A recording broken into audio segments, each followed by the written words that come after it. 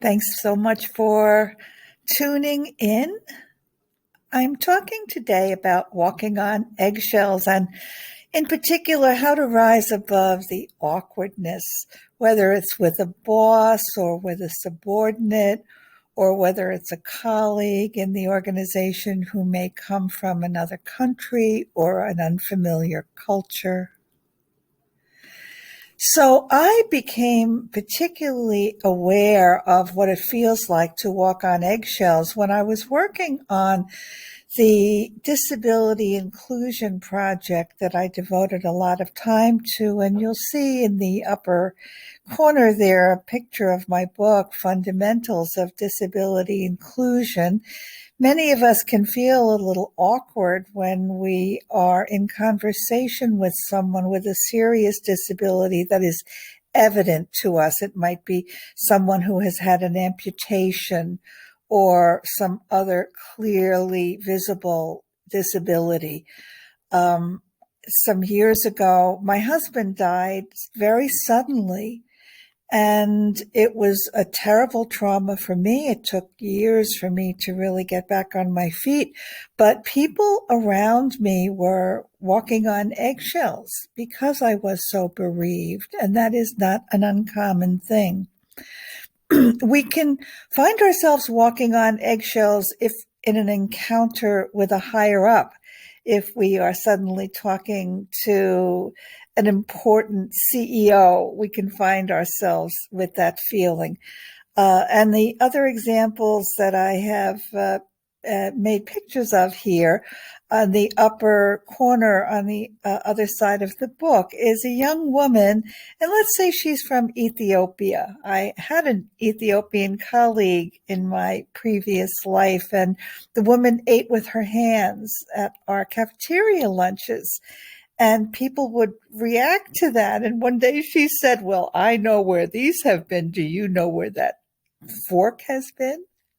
So we can find ourselves with that same feeling finally if somebody close to us has had a terrible financial reverse. So there are many cases that can evoke this feeling of walking on eggshells. And what happens? We can become in dread fear of using unskillful words. We may fear causing further injury to the woman who was suddenly widowed. Or we may worry about sustaining in injury if we say the wrong thing with someone higher in the hierarchy.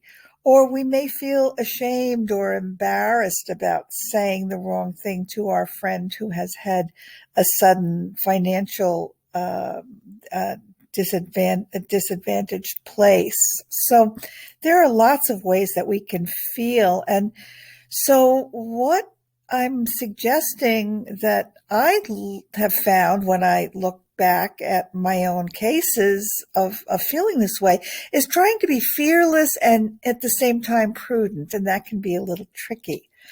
And try to be in a state of empathy for the other person.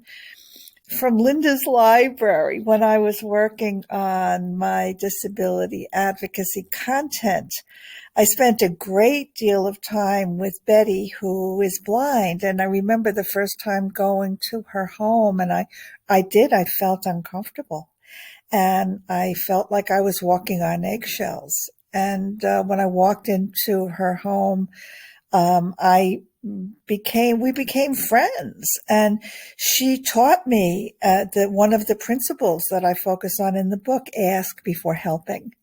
And she taught me how to ask her how I might be of service. It was a tremendous help. I talked about a friend of mine whose name is Fareshta, and she was actually a colleague in a work group.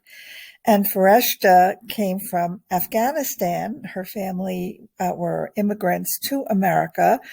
And her name was very unfamiliar to me, and I didn't know how to say it. I felt very, very uncomfortable. And finally, I asked her to help me. "Can you help me say your name?" And it sounds easy enough as it rolls off my tongue now because Fareshta has become, once again, a dear friend. But it took a little practice for her to help me say her name correctly or somewhat right. And the third example I wrote down here is when my company in the market research business I was in at that time, we were subcontracting with Ernst & Young. And of course, they're one of the top 5 firms. And I found myself feeling like I was walking on eggshells with what I was saying with these more superior people. But I really just made up my mind to remain confident and yet watchful, to see not only was I doing the wrong thing, but was I doing what was right for us and for the project we want to deliver. So notice your feelings, experiment with different ways of being, and keep your eye on the prize, which is really empathy while staying in your own personal power. So this is a talk about walking on eggshells, how to rise above the awkwardness. And I hope that you will reach out to us in our Facebook community. Let us know your thoughts, your experiences. And I, once again, would thank you so much for being with us today as we talk about walking on eggshells, how we focus on how we feel and keep ourselves centered in our own personal power.